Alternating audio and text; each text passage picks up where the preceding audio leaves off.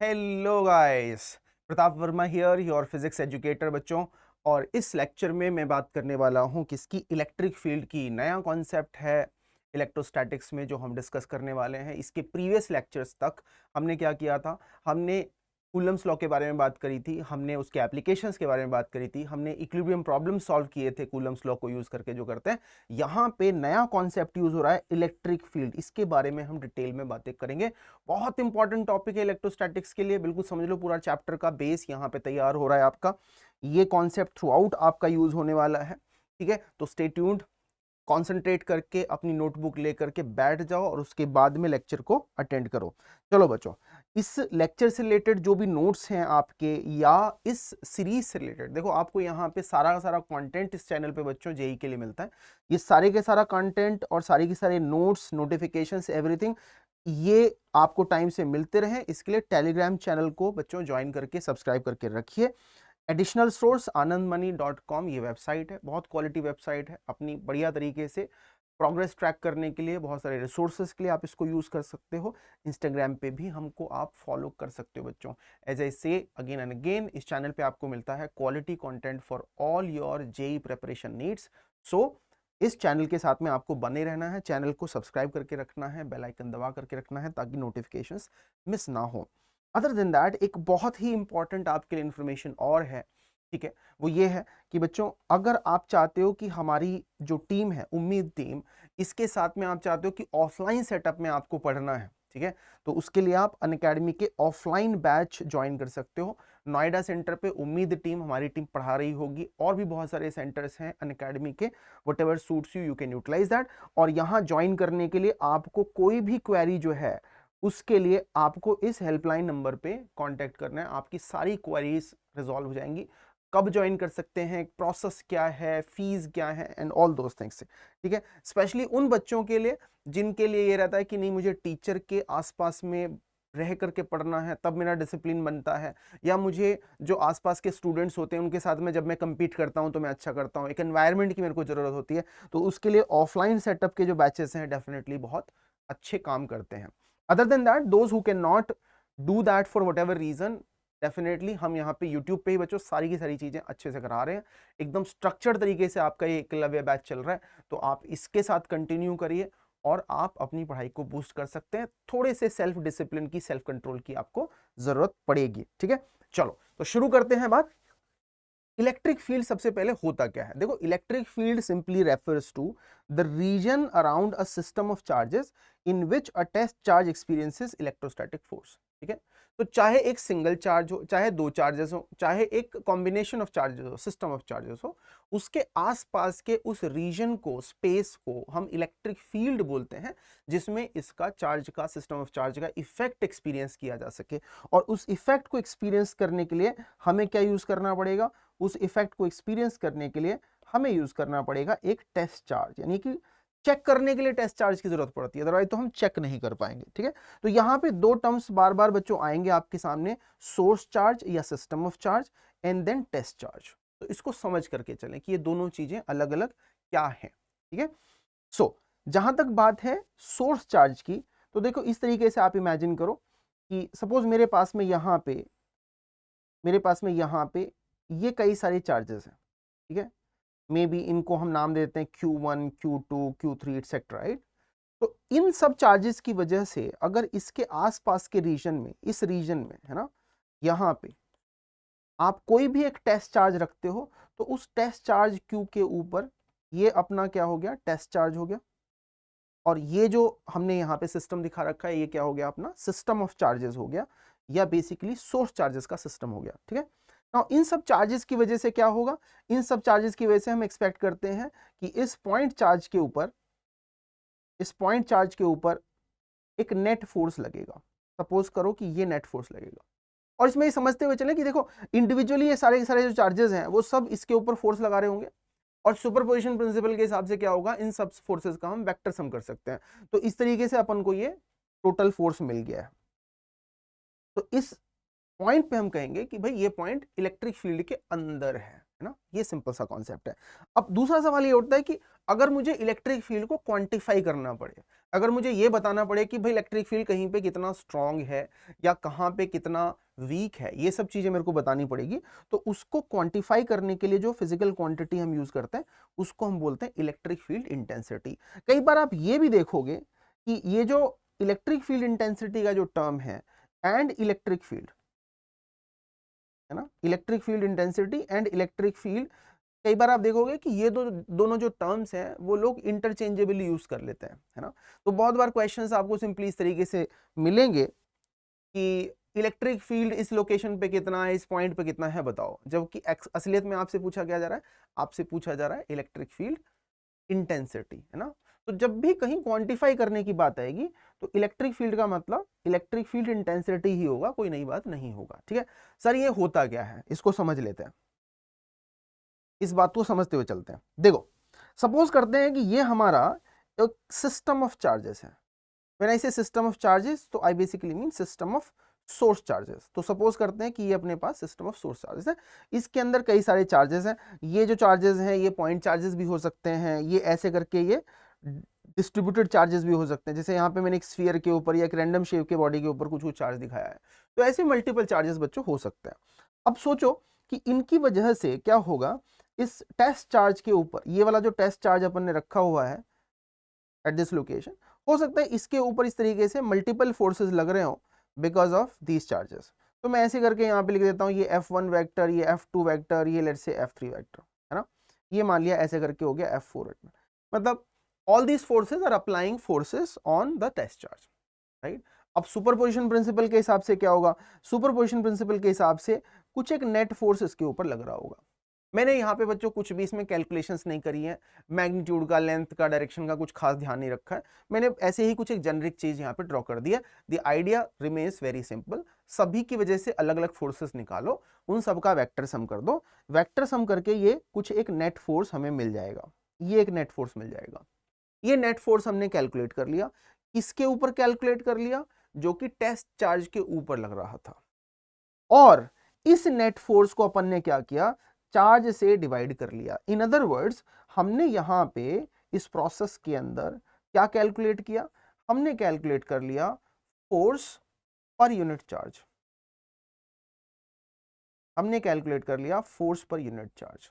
अब इसमें हम ये बात याद रखें कि देखो फोर्स जो होगा वो तो वेक्टर क्वांटिटी होगा, चार्ज क्या है, चार्ज एक स्केलर क्वांटिटी है। तो फोर्स को, वेक्टर को स्केलर से डिवाइड करेंगे तो अपन को क्या मिलेगा, एक वेक्टर ही मिलेगा। तो ये जो force per unit charge quantity हमने निकाली है यहाँ पे, इस क्वांटिटी को ही नाम दिया गया है इलेक्ट्रिक फील्ड इंटेंसिटी। इसी क्वांटिटी को हमने क्या नाम दे रखा है, इलेक्ट्रिक फील्ड इंटेंसिटी। ये बात हम याद रखें, कोई नई बात नहीं है। यूनिट के हिसाब से अगर देखा जाए, फोर्स पर यूनिट चार्ज की बात हो रही है, तो यूनिट क्या हो जानी चाहिए इसकी भाई, न्यूटन पर कूलम हो जानी चाहिए। बड़ी सिंपल सी बात है, फोर्स की यूनिट न्यूटन हो गई, इसकी चार्ज की यूनिट कूलम हो गई, तो न्यूटन पर कूलम इसकी यूनिट हो जाएगी। डायरेक्शन फोर्स की डायरेक्शन में होगी अगर चार्ज क्यू पॉजिटिव है तो, है ना। स्केलर और वेक्टर का जो मल्टीप्लिकेशन है वो हम लोग जानते हैं, है ना। तो अगर क्यू पॉजिटिव है तो इसकी और इसकी डायरेक्शन सेम होगी, और अगर ये नेगेटिव है तो इसकी और इसकी डायरेक्शन क्या हो जाएगी, अपोजिट हो जाएगी। जनरली हम टेस्ट चार्ज में पॉजिटिव चार्ज ले लेते हैं, ऐसा कोई फिक्स रूल नहीं है सच। तो ये रिलेशनशिप आप समझ सकते हो। एक और चीज मैंने यहाँ पे मेंशन करी हुई है, that is Q is tending towards zero. इसको लेकर के बहुत सारे बच्चों को प्रॉब्लम होती है कि ये क्यों लिखा हुआ है, limit Q tending towards zero. तो इसके बारे में भी अच्छे से समझ लें, क्यों लिखा हुआ है। देखिए, ऐसा हो सकता है कि ये जो चार्ज हमारा यहाँ पे है, ये वाला चार्ज, इसकी वजह से यहाँ पे चार्ज डिस्ट्रीब्यूशन के ऊपर इफेक्ट आ जाए ना। तो ये एक पॉसिबिलिटी है, ये एक हमारी फर्म पॉसिबिलिटी है कि ये जो अपना सोर्स चार्जेस थे जिनके ऊपर कुछ चार्ज डिस्ट्रीब्यूशन था, ये मान लिया यहाँ पे एक पॉजिटिव चार्ज है, ये भी एक पॉजिटिव या नेगेटिव चार्ज है, ऐसे करके मान लिया बहुत सारे ये चार्जेस थे, कॉन्टिन्यूस और डिस्क्रीट डजंट मैटर।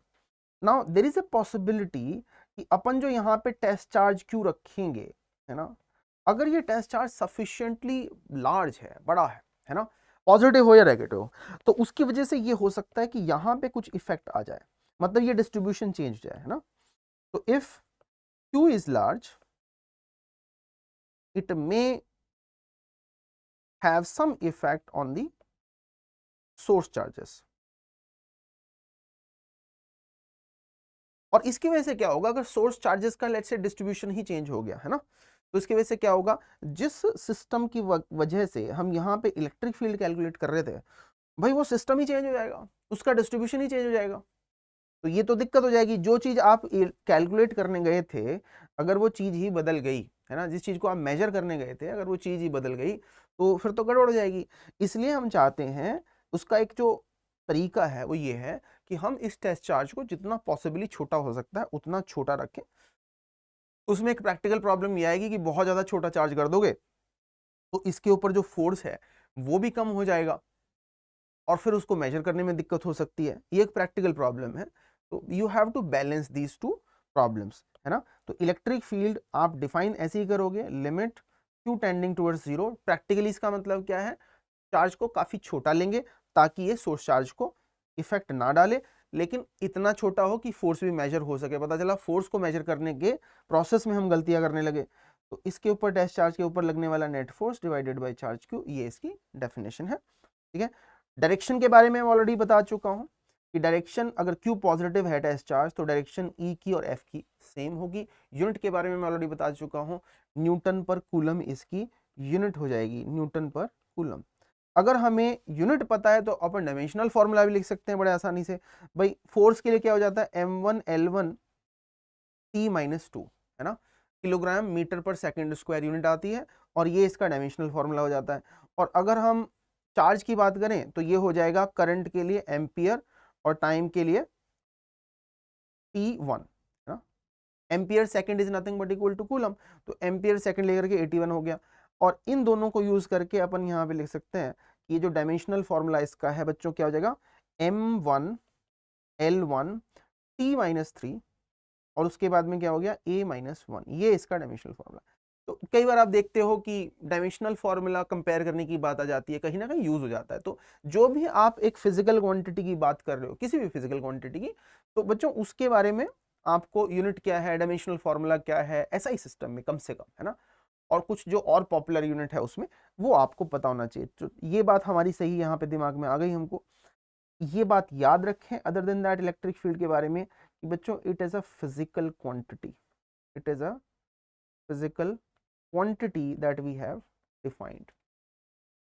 आप जब डिटेल में इलेक्ट्रोस्टैटिक्स पढ़ते हो या आने वाले इवन चैप्टर्स में इलेक्ट्रोमैग्नेटिज्म के जो बाकी और चैप्टर्स हैं, जब उन सबको पढ़ते हो तो आप पढ़ते हो कि भाई इलेक्ट्रिक फील्ड की अपनी एक रियल एग्जिस्टेंस है ना, इलेक्ट्रिक फील्ड की अपनी एक रियल एग्जिस्टेंस है। वो एक अलग बात हुई थोड़ी सी कि इसकी अपनी रियल एग्जिस्टेंस होने के बावजूद इसको बच्चों नोटिस करने के लिए, मेजर करने के लिए आपको टेस्ट चार्ज की जरूरत होती है ना। But it has its own real existence. ठीक है, ये बात हम समझते हुए चलेंगे। Electric field has a physical significance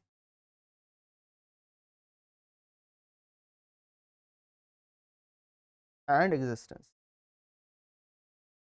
major करने के लिए, एक्सपीरियंस करने के लिए टेस्ट चार्ज की जरूरत होती है, बट ये चीज भी अपनी जगह है। फिजिकल एग्जिस्टेंस है, ये एक फिजिकल क्वांटिटी है।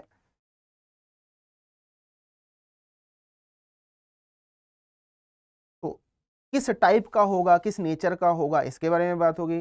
भाई वेक्टर नेचर का है ये फिजिकल क्वांटिटी, हमने बात किया। इसकी अगर हम यूनिट देखते हैं तो यूनिट भी हमने बात करी कि न्यूटन पर कूलम इसकी एक प्रैक्टिकल, यहाँ पे हमारे पास में एक फिजिकल यूनिट भी है एसआई सिस्टम के अंदर। So this is the basic aspect of the discussion कि भाई इतना तो हमें कम से कम इलेक्ट्रिक फील्ड के बारे में पता होना चाहिए। इलेक्ट्रोस्टैटिक्स में हम बोलते हैं कि जब फोर्स की अगर बात की जाए कि किसी बॉडी के ऊपर फोर्स लग रहा है, तो जो फोर्स लगता है ऑन बॉडी और चार्ज पार्टिकल, एक काम की बात मैं यहाँ पे डिस्कस कर रहा हूँ कि जब हम देखते हैं कि किसी चार्ज पार्टिकल पे, किसी चार्ज बॉडी के ऊपर फोर्स लग रहा है, इलेक्ट्रोस्टैटिक फोर्स लग रहा है, तो उसमें हम समझें कि देखो इसको हम बोलते हैं कि ये एक टू स्टेप प्रोसेस है, ये एक टू स्टेप प्रोसेस है। इनफैक्ट जब मैंने कूलम्स लॉ पढ़ाया था तो मैंने ये बात तब भी डिस्कस करी थी कि ये एक टू स्टेप प्रोसेस है। पहले स्टेप में क्या होता है, स्टेप वन में स्टेप 1 में इलेक्ट्रिक फील्ड जनरेट होता है, electric field of source is generated. और दूसरे स्टेप में बच्चों क्या होता है, इलेक्ट्रिक फील्ड जो है, electric field applies force on charge. ठीक है, जैसे इस कॉन्टेक्स्ट में अगर बात की जाए तो पहले स्टेप में हम ये कहेंगे कि देखो ये वाले जो सोर्स चार्जेस हैं, इन सब ने अपना अपने आसपास में यहाँ पे इस रीजन में क्या किया, इलेक्ट्रिक फील्ड जनरेट कर दिया, स्टैब्लिश कर दिया, है ना। जब यहाँ पे मैंने टेस्ट चार्ज नहीं रखा है तब भी वो इलेक्ट्रिक फील्ड एग्जिस्ट करता है, तो उसने अपना वो काम कर दिया। और दूसरे स्टेप में क्या हुआ, उस इलेक्ट्रिक फील्ड का इंट्रैक्शन हुआ किसके साथ में, चार्ज के साथ में, और उसकी वजह से ये फोर्सेस जनरेट हुए या ये टोटल फोर्स जनरेट हुआ, है ना। तो ये एक बहुत ही काम की बात है बच्चों, है ना, कि how this all thing happens, it happens in A 2 step process.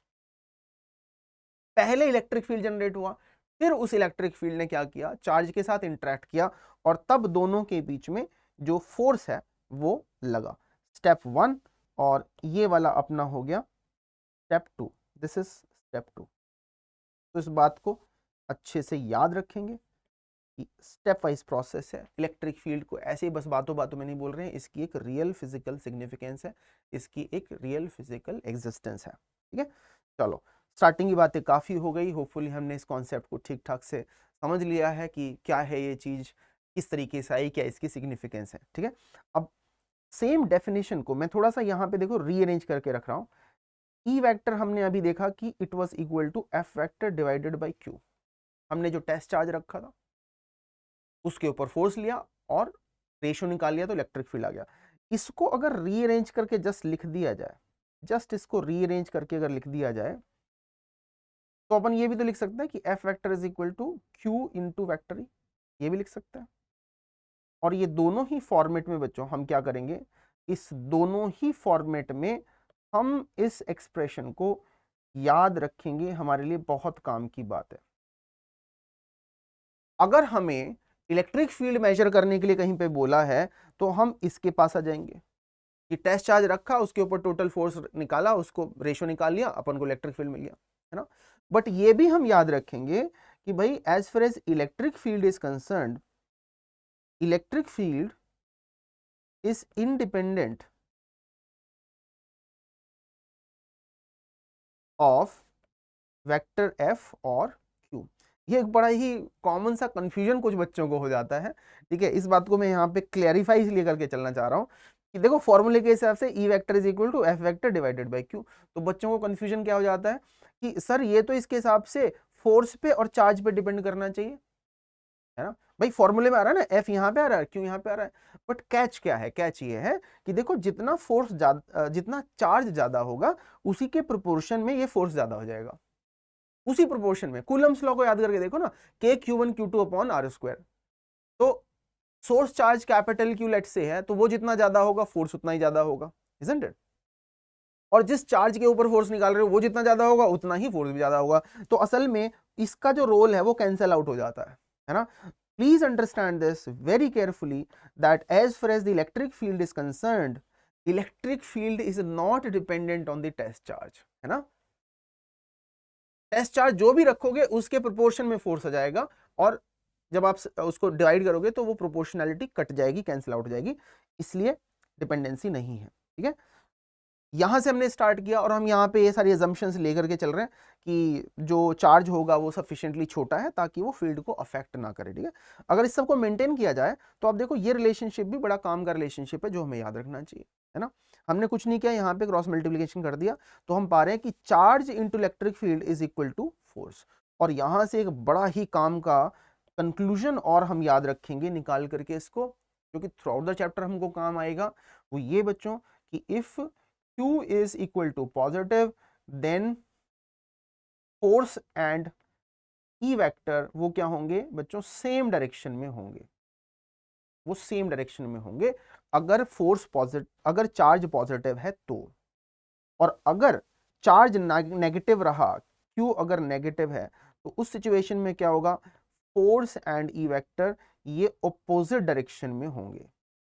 बहुत बार काम आएगा, आपको परेशान नहीं होना है। कोई भी पॉजिटिव चार्ज पार्टिकल अगर इलेक्ट्रिक फील्ड में रखा हुआ है तो जिधर इलेक्ट्रिक फील्ड है उधर ही फोर्स भी लगेगा उसके ऊपर। नेगेटिव में जस्ट उसका उल्टा हो जाएगा, नेगेटिव चार्ज में फील्ड के अपोजिट डायरेक्शन में फोर्स लगेगा। ऑब्वियस सी बात है, इजी सी बात है, लेकिन अप्लाई करते टाइम कई बार हम इसमें गलतियां कर देते हैं। ठीक है, so the direction aspect I have explained, किस तरीके से फोर्स की डायरेक्शन होगी एंड ऑल दैट। एक और चीज पे मैं आपका थोड़ा सा यहाँ पे ध्यान लेकर के आना चाहता था, दैट वाज कि अगर हम पॉइंट चार्ज के बारे में बात करते हैं तो पॉइंट चार्ज की वजह से इलेक्ट्रिक फील्ड कैसा होगा, इसको हमें फिगर आउट करने की कोशिश करनी है कि what is the electric field, what is the electric field due to a point charge. देखो अब एक एक करके मैं क्या करूंगा, अलग अलग सिस्टम ऑफ चार्जेस की वजह से क्या इलेक्ट्रिक फील्ड जनरेट होगा, मैं उसको समझने की, उसके लिए फॉर्मूला ड्राइव करने की कोशिश करूंगा, बिकॉज उसके ऊपर एग्जाम क्वेश्चन पूछता है। और सबसे सिंपल सबसे इजी केस हमारा कौन सा है, एक सिंगल पॉइंट चार्ज। तो सबसे पहले बच्चों उसके बारे में बात करते हैं, और उसमें भी हम पहले क्या करेंगे, पॉजिटिव चार्ज के बारे में बात करते हैं, फिर नेगेटिव पे आ जाएंगे। ठीक है, तो सपोज करो ये मेरे पास में एक पॉजिटिव चार्ज है यहाँ पे Q, स्टार्टिंग के लिए पॉजिटिव ले लेते हैं। तो ये एक पॉजिटिव चार्ज Q हो गया, ये अपना क्या है, सोर्स चार्ज। अब अपन जानते हैं कि इसके आसपास में किसी डिस्टेंस r पे अगर मैं एक चार्ज Q रख दूं, इसको मैं यहां पे बोल रहा हूं टेस्ट चार्ज, तो इन दोनों के बीच में फोर्स निकालना कोई मुश्किल काम नहीं है, इन दोनों के बीच में फोर्स हम आसानी से निकाल सकते हैं। और अभी के लिए मैं टेस्ट चार्ज को भी पॉजिटिव मान लेता हूं फॉर द टाइमिंग। ठीक, तो अगर मैंने ये टेस्ट चार्ज यहां पे रखा तो बच्चों इन दोनों के बीच में जो फोर्स होगा बड़े आसानी से कैलकुलेट हो जाएगा। कैसे निकालें, कूलम्स लॉ लगा देंगे, और कूलम्स लॉ लगा करके बोलेंगे कि देखो फोर्स कितना होगा, 1/4 pi epsilon naught Q small q upon r square. दोनों को पॉजिटिव लिया था इसलिए रिपल्शन हो गया। ठीक है, दोनों को कनेक्ट करने वाली लाइन के अलोंग ही ये हमेशा फोर्स होगा। इस डायरेक्शन में अगर मैं चाहूं तो एक यूनिट वेक्टर r कैप लिख सकता हूं। ये r कैप कैसा है, रेडियली आउटवर्ड है। कैसा है, रेडियली आउटवर्ड है। तो वेक्टर फॉर्म में लिखने के लिए कुछ नहीं करना, r कैप से यहाँ पे मल्टीप्लाई कर देना।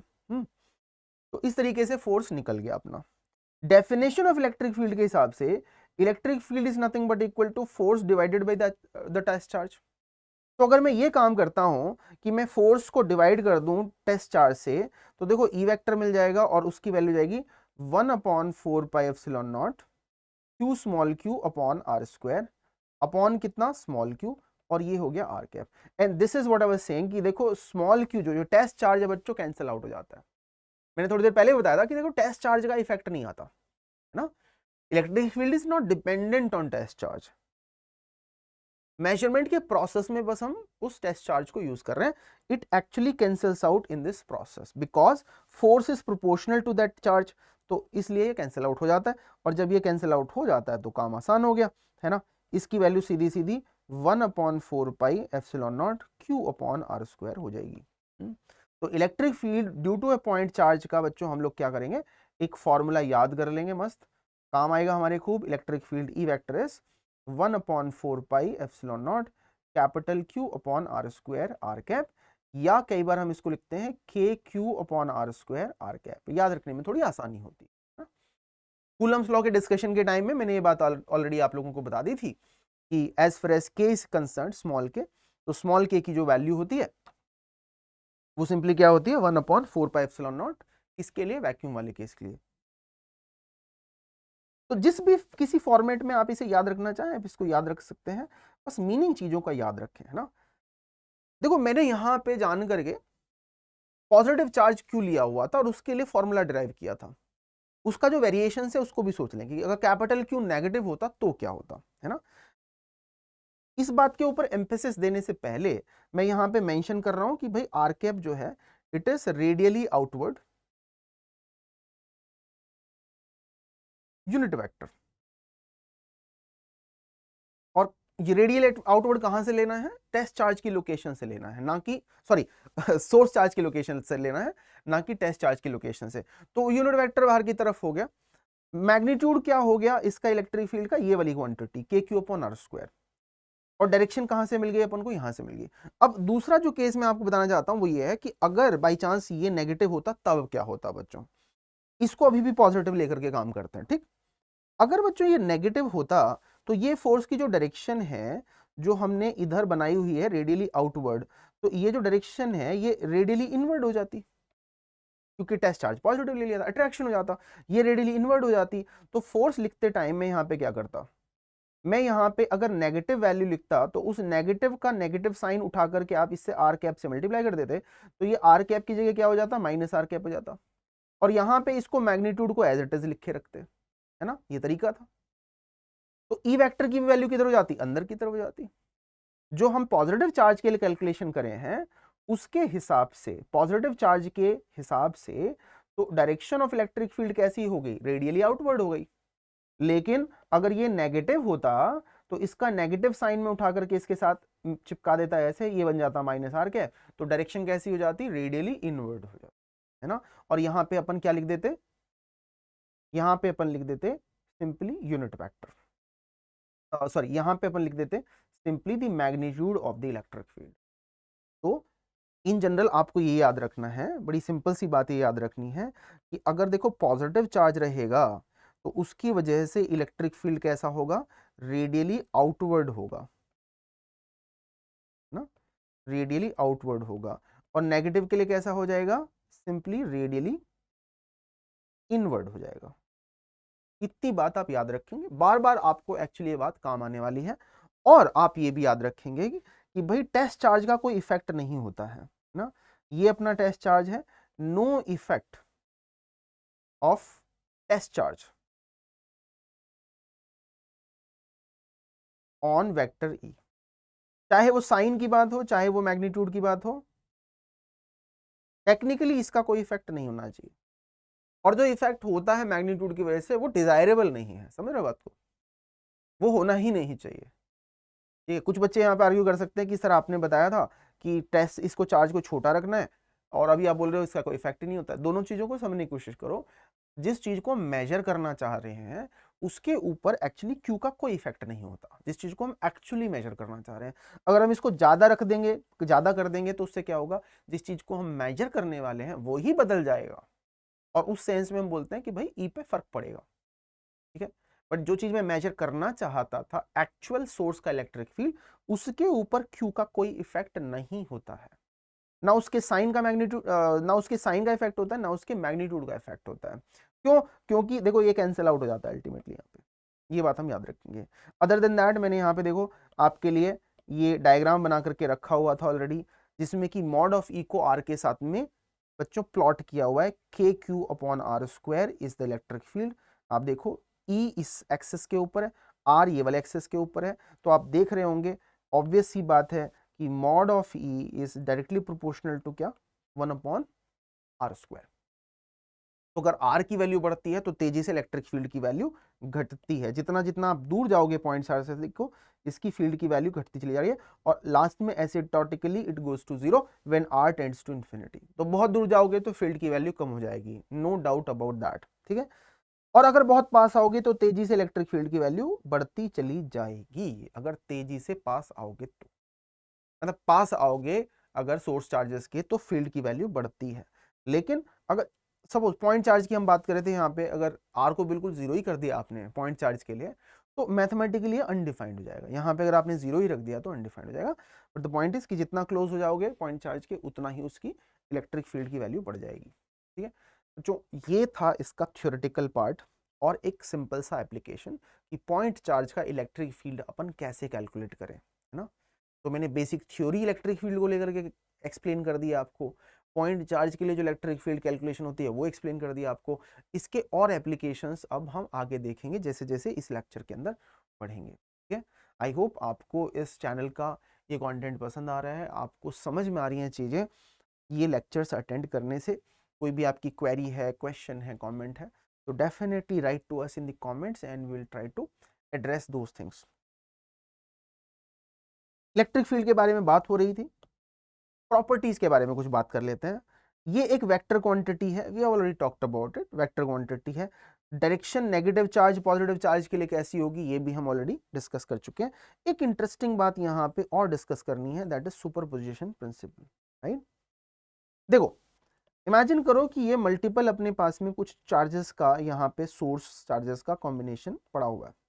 तो ये कुछ चार्जेस है, मान लिया this is a system of charges, system of charges. अब थोड़ी देर के लिए अगर मैं आपसे ये कहूं कि देखो यहाँ पे अपना टेस्ट चार्ज रखा हुआ है और मुझे बस इस वाले चार्ज पे फोकस करना है, इसके ऊपर कुछ नेगेटिव चार्ज है और इसकी वजह से बस मुझे इलेक्ट्रिक फील्ड निकालना है, तो मैं क्या करूंगा, इसको सिस्टम को नाम दे देता हूँ 1, इसकी वजह से इस टेस्ट चार्ज पे फोर्स निकालूंगा, उस फोर्स को नाम देता हूँ F1 वेक्टर। तो by definition electric field because of source 1 E1 will be equal to F1 divided by Q under the condition that Q is small, वो कंडीशन हम सेटिस्फाई करके चल रहे हैं। लाइकवाइज अगर ये अपना दूसरा ये पॉजिटिव चार्ज है ये वाला सिस्टम और इसको बोल देते हैं अपन 2, इसकी वजह से यहां पे सपोज ये फोर्स लगता है F2, तो अगर मुझे E2 निकालना होगा तो मैं क्या करूंगा, E2 वेक्टर के लिए मैं F2 को Q से डिवाइड कर दूंगा, यही काम होगा, ठीक है। एंड जो बाकी बचे हुए सोर्सेज हैं उनकी वजह से हो सकता है और फोर्सेस लग रहे हो, मान लिया ये कोई फोर्स यहाँ पे F3 लग रहा हो, मान लिया ये वाला कोई फोर्स F4 लग रहा हो, एंड सो ऑन, है ना। तो अगर ऐसा हुआ तो बिल्कुल सेम लाइन पे अपन E3 निकाल सकते हैं, कैसे करके, F3 divided by Q and so on, ठीक है। नाउ द कैच इज कि अगर मैं नेट फोर्स की बात करूं जो इस चार्ज्ड पार्टिकल के ऊपर लग रहा होगा F नेट, तो वो नेट फोर्स कितना हो जाएगा, वो नेट फोर्स चार्ज्ड पार्टिकल के ऊपर कितना हो जाएगा बच्चों, कुछ नहीं, सारे के सारे फोर्सेस को ऐड कर देंगे, सुपरपोजिशन प्रिंसिपल लगेगा यहाँ पे। भाई फोर्सेस के केस में तो सुपरपोजिशन प्रिंसिपल लगना ही लगना है, कूलम्स लॉ के केस में लगता है ना, बिल्कुल सेम बात मैं कर रहा हूं। मैं एक चार्ज्ड पार्टिकल पे बहुत सारे जो बाकी चार्जेस हैं या सिस्टम्स हैं उनकी वजह से फोर्स F1 F2 F3 निकाल रहा हूं, तो उन सब का वेक्टर एडिशन करने से मुझे नेट फोर्स मिलेगा ही मिलेगा, ये तो मुझे पता है। अब अगर मैं दोनों साइड को यहाँ पे डिवाइड कर दूं चार्ज Q से, तो आप देखोगे क्या मिल जा रहा है, F1 by Q plus F2 by Q, ये तो डिस्ट्रीब्यूट हो गया एंड सो ऑन, ऐसे ही करके लास्ट में Fn बाई Q, nth अगर चार्ज यहाँ पे कोई है तो। और ये बाय डेफिनेशन क्या हो गया, E1 हो गया, ये E2 हो गया, ये En हो गया, यानी कि, और ये टोटल इलेक्ट्रिक फील्ड हो गया, यानी कि नेट इलेक्ट्रिक फील्ड को अपन लिख सकते हैं E1 plus E2 and so on En। बात समझ में आ रही है? बड़ी सिंपल सी बात है लेकिन बहुत काम की बात है। Sorry, I am coughing, just let me take some water.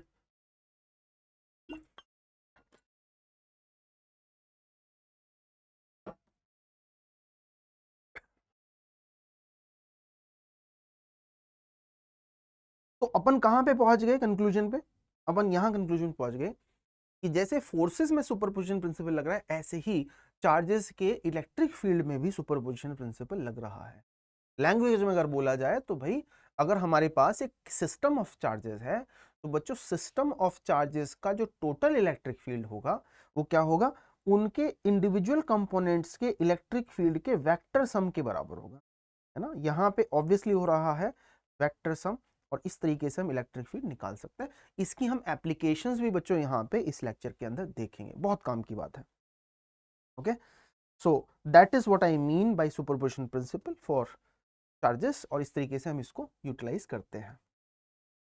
Okay, अब इसके कुछ और प्रॉपर्टीज देखते हैं ना, कुछ क्वेश्चन सॉल्व करेंगे बच्चों यहाँ पे, जिससे कि ये सारी सारी चीजें जो हमने इस लेक्चर के अंदर कवर करी हैं उनका हमें अच्छे से एप्लीकेशन समझ में आ जाएगा, तो हमारी अंडरस्टैंडिंग भी क्या होगी टॉपिक को लेकर के बढ़ जाएगी। जैसे ये क्वेश्चन देखते हैं अपन, ये हमें एक क्वेश्चन यहाँ पे दिया हुआ है कि हमारे पास में सपोज ये एक सिस्टम ऑफ चार्जेस है, तो इसके अंदर कुछ कुछ चार्जेस होंगे। मैंने ये जो बाउंड्री यहाँ पे ड्रॉ कर रखी है इसका मतलब ये नहीं है कि कोई फिजिकल बॉडी है, मैंने बस ये बताने की कोशिश की कि इसके अंदर एक सिस्टम ऑफ चार्जेस है, इसके इलेक्ट्रिक फील्ड में एक पॉइंट पी है और इस पॉइंट पे बच्चों इलेक्ट्रिक फील्ड इंटेंसिटी दी हुई है, और देखो यूनिट पे भी ध्यान दो, प्रॉपर एसआई सिस्टम में उसकी यूनिट भी लिखी हुई है, तो ये इसकी इलेक्ट्रिक फील्ड इंटेंसिटी हमें दी हुई है।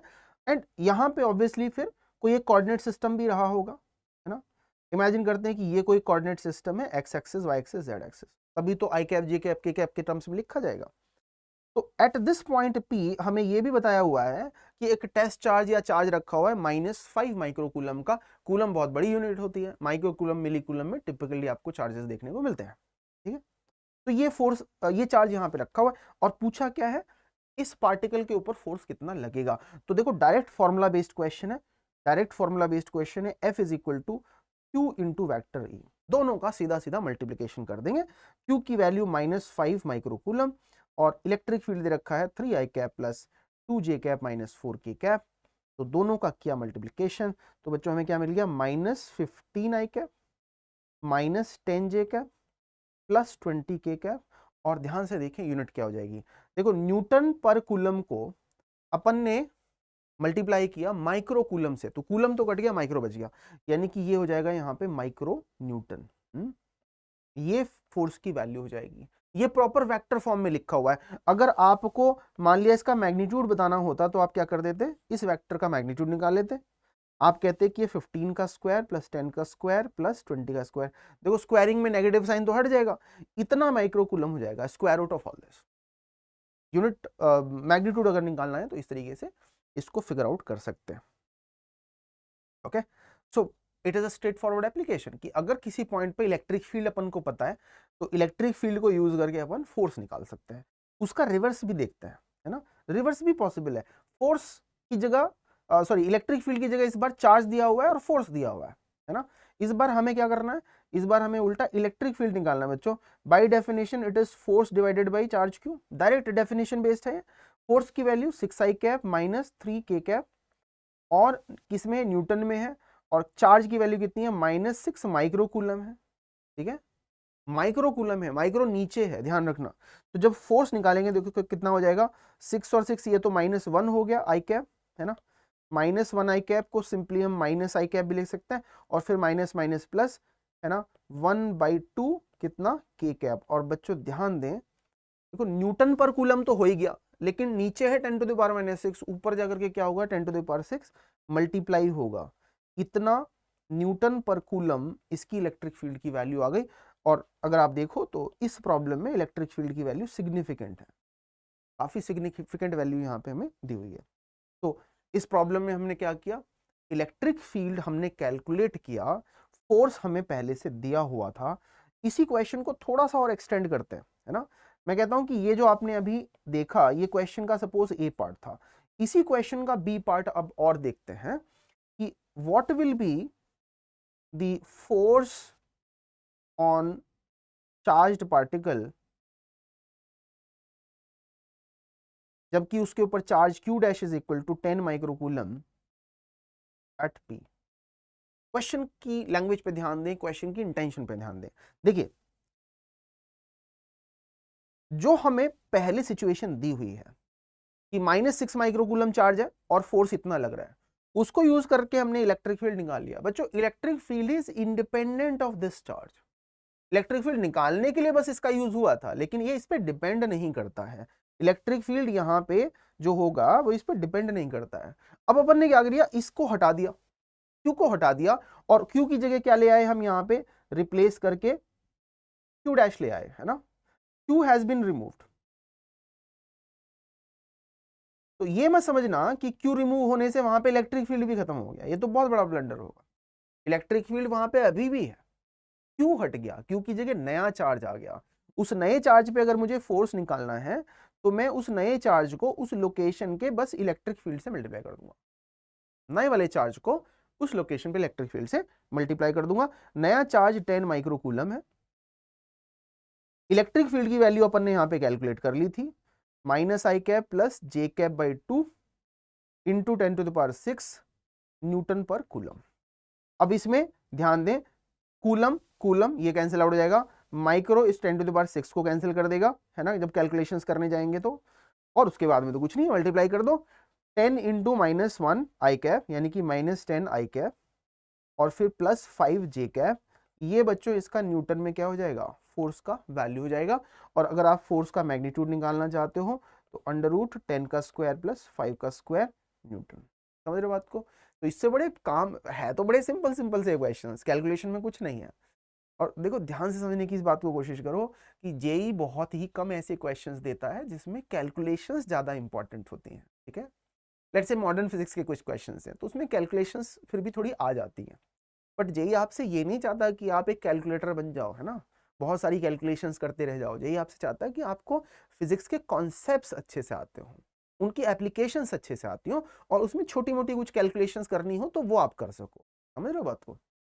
अगर बहुत इंटेंसिव कैलकुलेशन से उसको लेना देना होता तो वो कैलकुलेटर अलाउ करता आपको, है ना। जेई आपको आपसे नहीं चाहता है कि आपको बहुत हैवी कैलकुलेशन ऐसे करनी हो, ठीक है।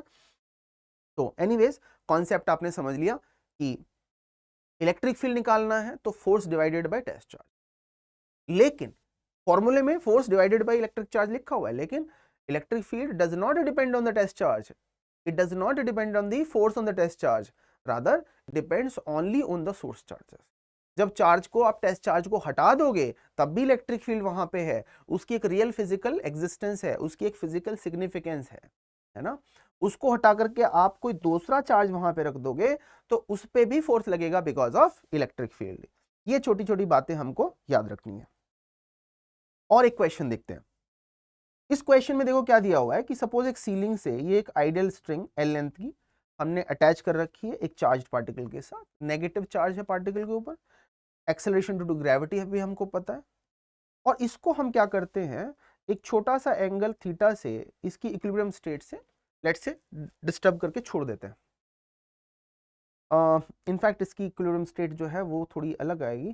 तो लेट मी से कि मैं इसको क्या करता हूं, जो वर्टिकल ओरिएंटेशन है, जो वर्टिकल ओरिएंटेशन है उस वर्टिकल डायरेक्शन से कुछ एंगल थीटा दे करके हम इसको छोड़ देते हैं। तो इन जनरल हम एक्सपेक्ट करेंगे बच्चों कि this body will perform simple harmonic motion. अगर इलेक्ट्रिक फील्ड ना होता, अगर इलेक्ट्रिक फील्ड ना होता तो सीधा सीधा ये सिंपल पेंडुलम की प्रॉब्लम थी, हम एसएचएम के चैप्टर में पढ़ते हैं 11th स्टैंडर्ड में, और उसके लिए सीधा सीधा फॉर्मूला हो जाता 2π√L/G। तो इस चैप्टर, इस पर्टिकुलर क्वेश्चन में देखो थोड़ा सा एसएचएम का रोल है। अगर आप चैनल पे देखोगे मैंने वीडियो डाली हुई है कि फिजिक्स की तैयारी आपको कैसे करनी है ना। फिजिक्स की तैयारी आपको करनी कैसे है, पढ़ाई स्टार्ट कैसे करनी है जेई के लिए, वो आप वीडियो जरूर देखो, मैं सजेस्ट करूंगा। उसमें मैंने बहुत अच्छे से बताया कि देखो मैकेनिक्स, बेसिक मैकेनिक्स, बिल्कुल बेसिक बेसिक चीजें उसकी, कम से कम डेफिनेशन, फॉर्मूले, बेसिक कॉन्सेप्ट्स आपको आते हो, छोटे मोटे सवाल आप कर सको, इतना आपको जरूर आना चाहिए, इंक्लूडिंग एसएचएम, क्योंकि ये कॉन्सेप्ट्स बार बार आपको 12th की फिजिक्स में भी यूज करने पड़ेंगे, इनसे बच नहीं सकते। बेसिक मैथ्स वेक्टर से बच नहीं सकते, तो प्लीज डू इट, है ना। तो थोड़ा सा यहाँ पे एसएचएम का इस क्वेश्चन में यूज हो रहा है। तो अगर नॉर्मल सिंपल पेंडुलम की बस हम बात करें तो उसमें तो भाई 2π√L/G पे खत्म हो गई बात। लेकिन यहाँ पे दिक्कत क्या है, यहाँ पे दिक्कत ये है कि नेगेटिव चार्ज जो होगा उस पे इलेक्ट्रिक फील्ड उल्टी डायरेक्शन में फोर्स लगाएगा, ऐसे वैल्यू फोर्स की कितनी हो जाएगी, Q/Q हो जाएगी, है ना। ये हो गया Q/E, और वेट तो यहाँ पे लग ही रहा है, वेट कितना लग रहा था, mg लग रहा था। तो इलेक्ट्रिक फील्ड ने किधर फोर्स लगाया, नीचे, वेट भी इधर लग रहा है नीचे। तो इफेक्टिव वैल्यू ऑफ वेट जो है ना बच्चों, mg', effective value of weight वो mg ना हो करके mg+QE हो जाती है। तो ये जो इफेक्टिव वैल्यू ऑफ g है वो हो जाती है mg+QE डिवाइडेड बाई m, जिसको अपन लिख सकते हैं g+QE डिवाइडेड बाई m। ये इसकी इफेक्टिव वैल्यू ऑफ g है। और एसएचएम में हम देखते हैं कि हम इस इफेक्टिव वैल्यू ऑफ g को यूज करके क्या कैलकुलेट कर सकते हैं, टाइम पीरियड। 2π√L/G इफेक्टिव, यहाँ पे हो गया g+QE/m। समझे बात को। तो फॉर्मूले में g नहीं रखना है, g की जगह क्या रख देना है, g की जगह रख देना है g+QE/m, बिकॉज इलेक्ट्रिक फील्ड की वजह से नीचे की तरफ फोर्स लग रहा है। तो पेंडुलम के लिए इफेक्टिवली क्या हो गया, g का वैल्यू बढ़ गया। इसका इफेक्ट बिल्कुल ऐसा जैसे कि आप एक एक्सेलरेटिंग लिफ्ट में जो कि ऊपर की तरफ एक्सेलरेट कर रही है उसके अंदर पेंडुलम की प्रॉब्लम को सॉल्व कर रही है, बिल्कुल ऐसा है ना। तो इस तरीके से अपन को वैल्यू मिल गई, इलेक्ट्रिक फील्ड का यूटिलिटी हमें यहाँ पे दिख गया। और देखो एक क्वेश्चन करते हैं। इस क्वेश्चन में क्या दिया हुआ है कि पार्टिकल है एक मास mg का, मास m का, तो वेट उसका mg ऑब्वियसली नीचे लगेगा। और हमें इस प्रॉब्लम के अंदर ये भी बच्चों दिया हुआ है कि विंड जो है हॉरिजॉन्टल डायरेक्शन में ब्लो हो रही है, हॉरिजॉन्टल डायरेक्शन में विंड ब्लो हो रही है, और विंड की वजह से एक टाइप का जो एक थ्रस्ट है ना, पार्टिकल के ऊपर लग रहा है, और ये जो थ्रस्ट है ये वेट के बराबर है, ये बात हमको दी हुई है, ये इसके वेट के बराबर है। तो mg फोर्स वेट नीचे की तरफ लगेगा, और विंड की वजह से एक तरीके से mg फोर्स जो है हॉरिजॉन्टल डायरेक्शन में लग जाएगा, राइट की तरफ। क्वेश्चन हमसे ये पूछा हुआ है कि अगर मैं इस पार्टिकल को रेस्ट पे रखना चाहता हूं तो रेस्ट पे रखने के लिए इस पार्टिकल के लिए मुझे कितना इलेक्ट्रिक फील्ड यहां पे जनरेट करना चाहिए। सो इस क्वेश्चन को करने के लिए अपन को बस ये देखना है कि पार्टिकल इक्विलिब्रियम में है, और पार्टिकल को इक्विलिब्रियम में होने के लिए उसके ऊपर नेट फोर्स होना चाहिए 0। ठीक है, अब देखो ये जो दो फोर्सेस यहाँ पे हमारे पास लग रहे हैं, ये वाला फोर्स और ये वाला फोर्स, mg और mg मैग्नीट्यूड वाइज, इन दोनों को इलेक्ट्रिक फील्ड के फोर्स को बैलेंस करना पड़ेगा, है ना। इन दोनों का अगर मैं रिजल्टेंट देखता हूं, ये वाला mg फोर्स और ये वाला mg फोर्स, अगर इन दोनों का मैं रिजल्टेंट देखता हूं, क्योंकि दोनों इक्वल हैं, तो रिजल्टेंट इस तरीके से दोनों से 45 डिग्री का एंगल बनाते हुए ऐसे लगेगा, और उसका मैग्नीट्यूड हो जाएगा √2 टाइम्स ऑफ mg। सिंपल सी बात है। और इन दोनों का जो रिजल्टेंट है बच्चों, उसको बैलेंस करना पड़ेगा हमें इलेक्ट्रिक फील्ड के फोर्स से। तो इलेक्ट्रिक फील्ड का फोर्स कुछ ऐसे लग जाना चाहिए, isn't it? तो ये हो गया अपना इलेक्ट्रिक फील्ड का फोर्स। और ये जो इलेक्ट्रिक फील्ड का फोर्स है, ये फोर्स होना चाहिए because of obviously electric field, है ना। और एक चीज हमें और ध्यान रखनी है कि चार्ज्ड पार्टिकल हमें क्वेश्चन में नेगेटिव दिया हुआ है, क्योंकि चार्ज पार्टिकल नेगेटिव है तो electric field must be opposite to the force, है ना। तो इसका मतलब क्या हुआ कि इलेक्ट्रिक फील्ड जो होगा बच्चों, वो इस डायरेक्शन में, देखो ऐसे होगा, इस डायरेक्शन में इलेक्ट्रिक फील्ड होगा। तो अगर मुझे ये बताया हुआ है, लेट्स से क्वेश्चन के अंदर सपोज मैं ये इन्फॉर्मेशन दे देता हूँ कि अच्छा ये एक्स एक्सिस है और ये वाई एक्सिस है, तो आप देख रहे हो कि फोर्स की जो डायरेक्शन है वो negative X axis, negative Y axis, negative X axis और पॉजिटिव वाई एक्सिस में जा रही है। जबकि इलेक्ट्रिक फील्ड की अगर अपन डायरेक्शन देखते हैं तो इसके लिए एक्सिस की जो डायरेक्शन है वो एक्स की पॉजिटिव हो जाएगी और वाई की नेगेटिव हो जाएगी, है ना। तो ये काम करके देखते हैं। तो पहले तो मैं सबसे पहले इस क्वेश्चन में क्या करूंगा, फोर्स लिखूंगा कि फोर्स कितना है। तो सबसे पहले मैं और वेक्टर फॉर्म में ले लेता हूं, ठीक है। So as far as electric field force is concern, that force plus the force due to weight and wind. Weight किधर लग रहा है, नीचे की तरफ लग रहा है, तो वेट लग रहा है mg माइनस जे कैप डायरेक्शन में, और विंड का जो फोर्स लग रहा है वो प्लस आई कैप डायरेक्शन में लग रहा है, isn't it? ये हो गया विंड का फोर्स प्लस आई कैप डायरेक्शन में, एक्स एक्सिस डायरेक्शन में, और ये नेगेटिव एक्सिस डायरेक्शन में। देखो इन तीनों का फोर्सेस का जो सम है वो हो जाना चाहिए 0। तो वेक्टर रिलेशनशिप मैंने लिख दिया, इलेक्ट्रिक फील्ड का फोर्स निकाल लिया, माइनस mg आई कैप प्लस mg जे कैप। इसको मैं डिवाइड करूंगा माइनस क्यू से, इसको मैं डिवाइड करूंगा माइनस क्यू से, तो ये हो गया mg डिवाइडेड बाई क्यू, ये positive I cap, minus mg divided by Q J cap. ठीक है, तो एक्स एक्सिस के हिसाब से देखा जाए तो पॉजिटिव डायरेक्शन, वाई एक्सिस के हिसाब से देखा जाए तो नेगेटिव डायरेक्शन। एग्जैक्टली यही डायरेक्शन जो मैंने यहाँ पे पॉइंट आउट करी है, ये इलेक्ट्रिक फील्ड की डायरेक्शन होगी। मैंने कुछ नहीं किया, देखो इक्विलिब्रियम का कॉन्सेप्ट लगाया, टोटल फोर्स 0 कर दिया।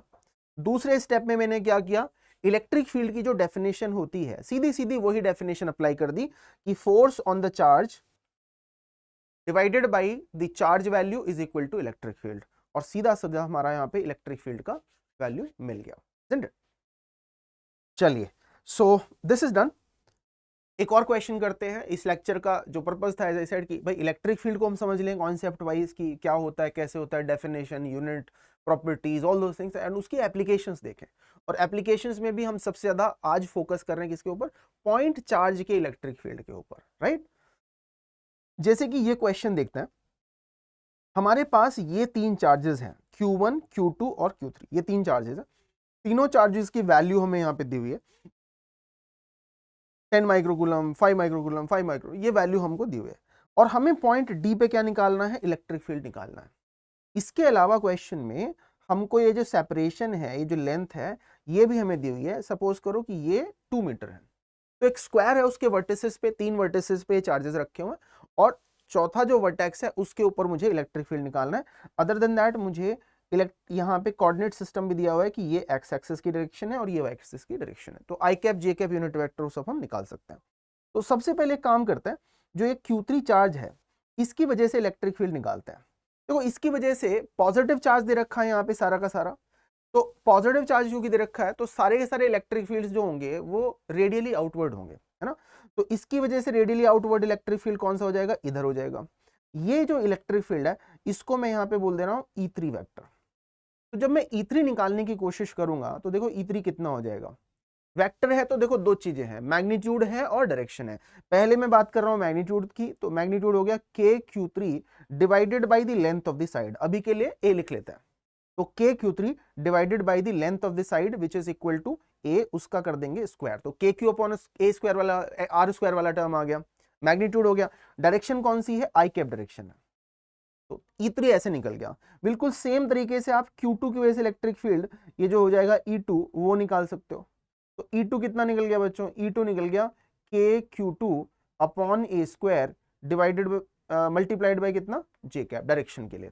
ऐसे करके सेकंड का भी जो रोल है वो निकल गया। फर्स्ट के लिए ध्यान रखें, ये वाले पार्टिकल के लिए, कि देखो इलेक्ट्रिक फील्ड ऐसे डायगोनल के लॉन्ग होगा, है ना। इलेक्ट्रिक फील्ड इस बार होगा ऐसे करके डायगोनल के लॉन्ग, इसको अपन बोल देंगे आई इवन वेक्टर, है ना। अब इवन वेक्टर के कैलकुलेशन में थोड़ा सा केयरफुल रहना है। पहली बात, ये जो डिस्टेंस यहाँ पे आर है वो √2 टाइम्स ऑफ ए है, तो डिस्टेंस अलग हो गई। और दूसरी बात, डायरेक्शन पे भी हमें थोड़ा सा ध्यान देना पड़ेगा। इस डायरेक्शन में जो यूनिट वेक्टर है, इस डायरेक्शन में जो यूनिट वेक्टर है, मैं अभी के लिए इसको आर कैप बोल देता हूं, तो वो यूनिट वेक्टर हमें अलग से निकालना पड़ेगा, राइट। तो मैं अभी यहाँ पे लिखने जा रहा हूँ E1 की वेक्टर की वैल्यू, मैग्नीट्यूड इनटू डायरेक्शन करना है अपन को। मैग्नीट्यूड हो जा रहा है KQ1 अपॉन √2 इंटू ए का होल स्क्वायर, क्योंकि R की वैल्यू प्रॉब्लम के अंदर कितनी थी? √2 टाइम्स ऑफ ए थी, है ना। भाई ए साइड का स्क्वायर है, डायगोनल की वैल्यू कितनी हो जाएगी? √2 टाइम्स ऑफ ए हो जाएगी। और साथ में मल्टीप्लाई करेंगे इसको एक यूनिट वेक्टर आर कैप से। तो आर कैप यूनिट वेक्टर हमें यहाँ पे लिखना पड़ेगा। एंड बेसिक वेक्टर्स का अगर हमें आइडिया हो तो देखो आर कैप हम आसानी से लिख सकते हैं, बिकॉज एक्स एक्सिस के साथ में और वाई एक्सिस के साथ में, दोनों के साथ में ये जो डायरेक्शन है वो कितना एंगल बना रही है? 45 डिग्री एंगल बना रही है, राइट। डायगोनल के लॉन्ग की डायरेक्शन है ना, तो उस डायरेक्शन में वो एक्स एक्सिस से कितना एंगल बना रही है? 45 डिग्रीज। तो अगर एक्स एक्सिस से एंगल 45 डिग्री है तो आर कैप अपन लिख सकते हैं कितना? आर कैप अपन लिख सकते हैं equals to cos 45 degree I cap plus sine 45 degree J cap. ये अपना वैल्यू जाएगा, यानी कि 1/√2 I cap plus 1/√2 J cap. ये यूनिट वेक्टर हो गया। तो यूनिट वेक्टर से मल्टीप्लाई करना पड़ेगा वेक्टर E1 के मैग्नीट्यूड को। ये हो गया KQ1 upon √2 A square into 1/√2 I cap plus 1/√2 J cap. ये तीनों कंपोनेंट्स मैंने निकाल लिए। तीसरा कंपोनेंट ये है, पहला कंपोनेंट हमने यहाँ पे और यहाँ पे निकाल लिया। इसके बाद में बच्चों बस एक काम रहा, वो है सुपरपोजिशन प्रिंसिपल का यूज, कि डी पॉइंट पे electric field is nothing but equal to E1 plus E2 plus E3। E1 plus E2 plus E3, तीनों वेक्टर्स का सम कर देंगे और हमें रिजल्टेंट वेक्टर मिल जाएगा। क्या ऐसे क्वेश्चंस एग्जाम में आते हैं? बिल्कुल आते हैं, है ना। ये इसके जैसा कोई वेरिएशन आप JEE Main, even JEE Advanced के किसी क्वेश्चन के पार्ट के फॉर्म में आप एक्सपेक्ट कर सकते हो। तो ये बेसिक बिल्डिंग ब्लॉक्स हमको डेफिनेटली पता होने चाहिए। एक और क्वेश्चन करते हैं। एक क्वेश्चन में इसमें हमें क्या दिया हुआ है? हमें यहाँ पे दिया हुआ है कि एक रॉड है, और रॉड बहुत थिक नहीं है, it is a thin rod. इसकी लेंथ दी हुई है, इसके ऊपर टोटल चार्ज दिया हुआ है। तो एक चीज ध्यान से देखें हम यहाँ पे, जनरली ऐसी कोई बॉडी जैसे रॉड हो गया, वायर हो गया, वन डायमेंशनल टाइप की जो बॉडी है, इनके लिए generally charge per unit length बड़ी काम की क्वांटिटी होती है। तो अगर मैं चार्ज को लेंथ से डिवाइड कर दूं तो ये मेरा चार्ज पर यूनिट लेंथ हो गया। इसको कई बार हम बोलते हैं लीनियर डेंसिटी। तो चार्ज का लीनियर डेंसिटी यहाँ पे Q/L है, और इसका डिस्ट्रीब्यूशन यहाँ पे कैसा है? यूनिफॉर्म है। ओके, ये यूनिफॉर्म डिस्ट्रीब्यूशन है। और इससे ए डिस्टेंस पे अपन के पास में ये एक पॉइंट P है, और इस पॉइंट P पे अपन को इलेक्ट्रिक फील्ड निकालना है। ये हमारा क्वेश्चन है।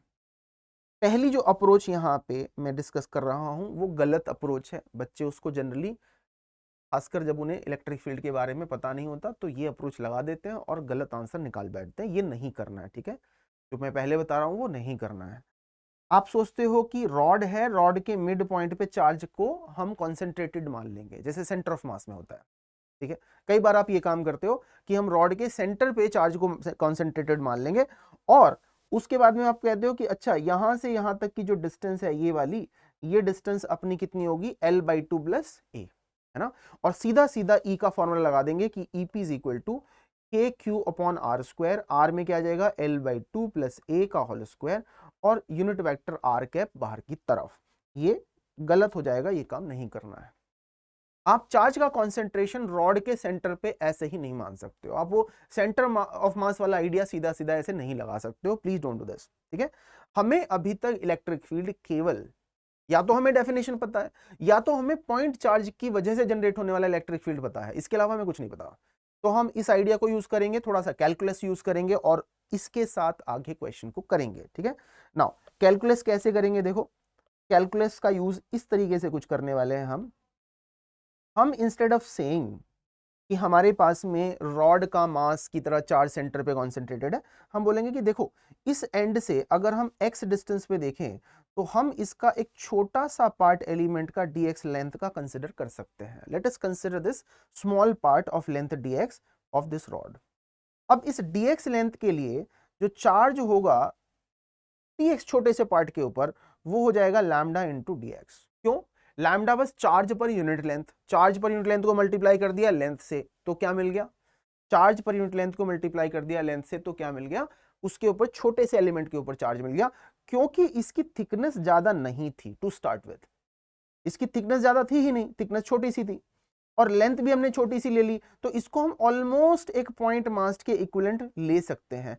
This is equivalent to a point mass, है ना, ये अप्रोक्सीमेशन हम ले सकते हैं। और इस पॉइंट मास की वजह से यहाँ पे इलेक्ट्रिक फील्ड जो होगा DE, उसको हम आसानी से कैलकुलेट करते हैं।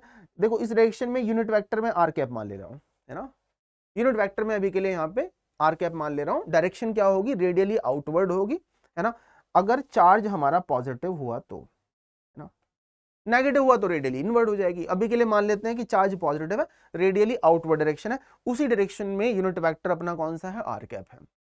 तो अब फोकस करेंगे अपन मैग्नीट्यूड पे, यूनिट वेक्टर तो बाद में मल्टीप्लाई कर देंगे, पहले मैग्नीट्यूड निकाल लेते हैं।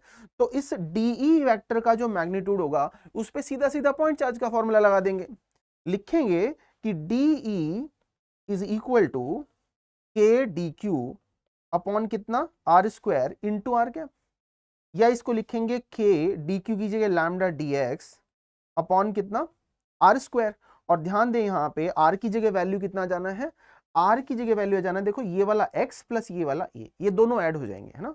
तो r यहाँ पे देखो इधर से इधर तक की ये वाली टोटल डिस्टेंस है, तो r की वैल्यू प्रॉब्लम के अंदर है x प्लस a। तो मैं यहाँ पे फॉर्मूले के अंदर अकॉर्डिंगली x प्लस a का होल स्क्वायर कर दूंगा, x प्लस a का होल स्क्वायर, और इसको मल्टीप्लाई कर दिया हमने r कैप से for the direction component. Lambda was nothing but q by l। अब देखो इसमें से इंटीग्रेशन हमें करना पड़ेगा to find out the total value of electric field. एक छोटे से एलिमेंट की वजह से इलेक्ट्रिक फील्ड था, अगर मुझे सारी की सारी रॉड का इलेक्ट्रिक फील्ड ऐड करना है तो उस सिचुएशन के लिए मैं क्या करूंगा, ओवर द रॉड पूरा का पूरा एलिमेंट्स को मैं इंटीग्रेट करते चले जाऊंगा।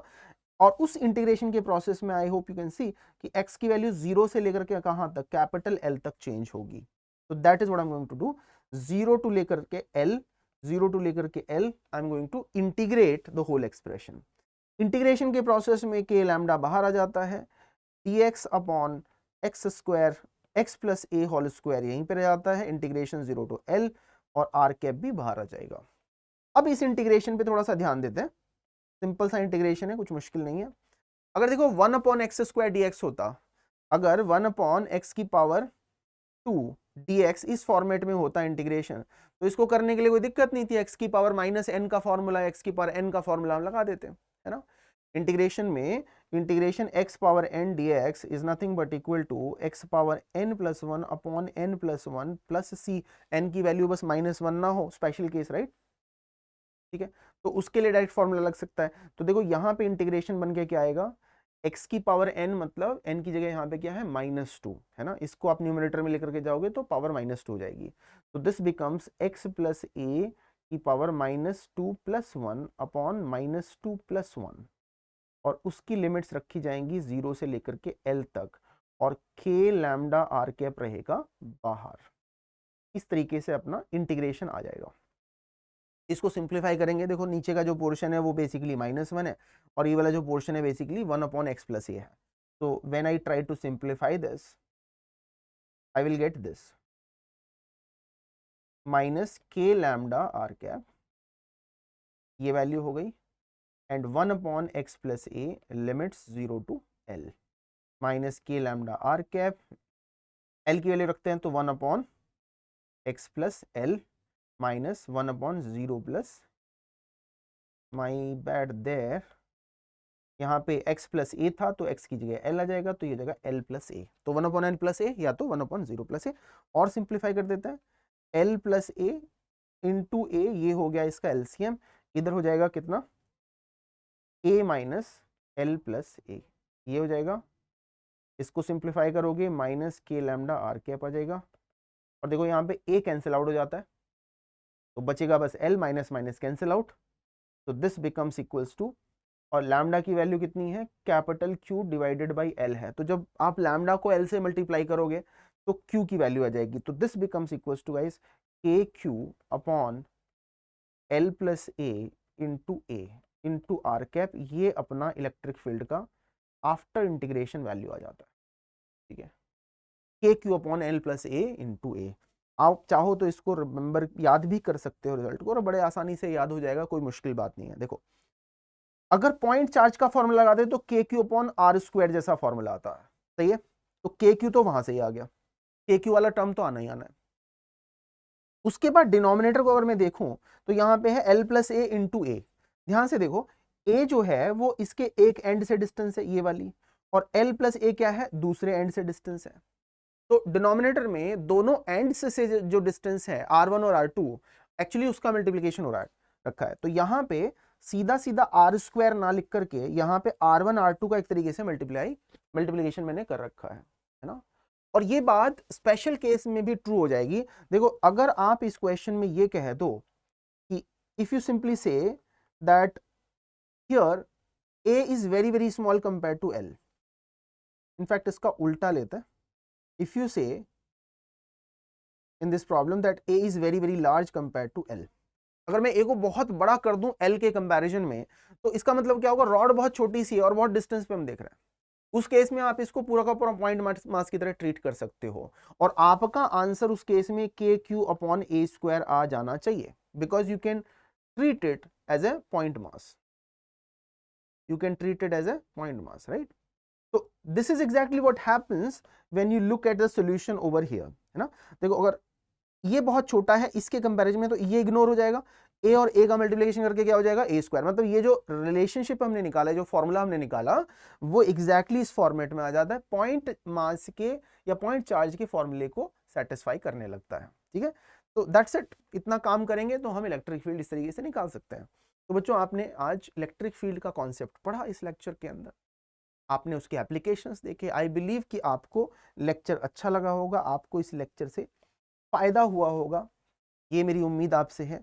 अगर आप ये लेक्चर्स एंजॉय कर रहे हो, इस कंटेंट से आपको फायदा हो रहा है बच्चों, तो please do subscribe this Telegram channel, क्योंकि इसके ऊपर आप ये सारे सारे एनोटेटेड नोट्स एंड आने वाले टाइम में DPPs, all those things you will get, तो यहाँ पे आप इसको सब्सक्राइब जरूर कर लें अगर आपने ऑलरेडी नहीं करा है हमारा टेलीग्राम चैनल। एडिशनल रिसोर्सेज के लिए anandmani.com को आप रेफर कर लीजिए, और उम्मीद जेई का जो हमारा टेलीग्राम इंस्टाग्राम चैनल है उसको भी आप कम्युनिकेशन के लिए, फॉलोअप के लिए कंटिन्यू कर सकते हैं। यूट्यूब चैनल तो है ही, बेल आइकन दबा दीजिए, चैनल को सब्सक्राइब कर लीजिए, ताकि आप हमेशा हमारे साथ कांटेक्ट में बने रहो, कोई भी वीडियो आपका मिस ना हो। और जिन बच्चों को ऑफलाइन सेटअप में पढ़ने का इंटरेस्ट है वो आनंद कोड के साथ में एनरोल करें ऑफलाइन बैचेस के लिए। किसी भी क्वेरी के लिए आप इस हेल्पलाइन नंबर पे कांटेक्ट कर लें। एक gentle reminder towards the end of this basically lecture मैं आपको दे रहा हूं। Thank you, like the video, share the video, comment all your doubts, queries, anything, any suggestion that you have for us for this channel. So next video में मिलते हैं, till then thank you, bye bye.